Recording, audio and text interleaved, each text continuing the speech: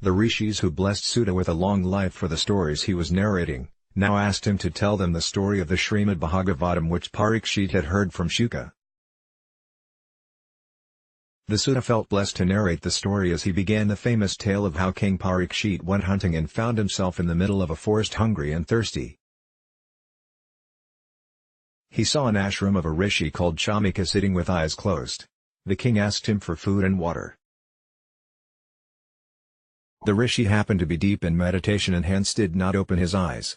Hunger and thirst can drive anybody crazy, and the noble king was no exception. He was very angry with the rishi, who according to him was just pretending to be in meditation.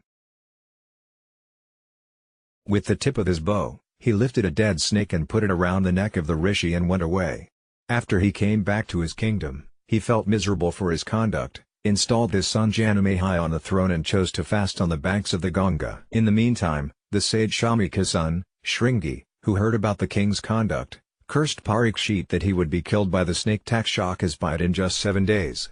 When Parikshit decided to sit in meditation remembering Lord Vishnu, all the great sages Atri, Vasishta, Kayavana, Arishtanami Brigu, Angara, Parasara, Vishwamitra, Parasurama, Devala, Arshtasena, Gautama, Bharadwaja, Pipalata, Maitreya, Agastya, Vedavyasa and Narada also came around him.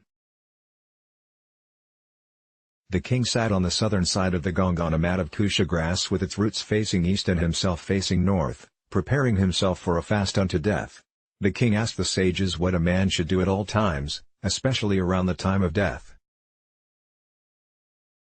Just at that time the most distinguished sage Shuka, just 16 years old, the son of Vyasa, came there.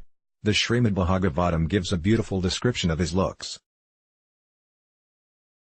All the rishis gathered there stood up in respect to receive him. King Parikshit too was very elated in the presence of Shuka Brahma Maharishi and prostrated before him.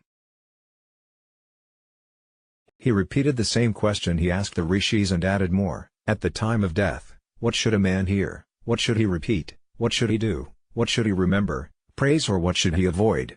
The presence of the young rishi was so rare because he was one who did not stay in the house of any householder longer than the time it took in milking a cow. The author is Sevak, Chinmaya Mission, Tiruchi, email, bernie.sharaniyakaitanya@gmail.com, www.chinmayamission.com. Let's block ads.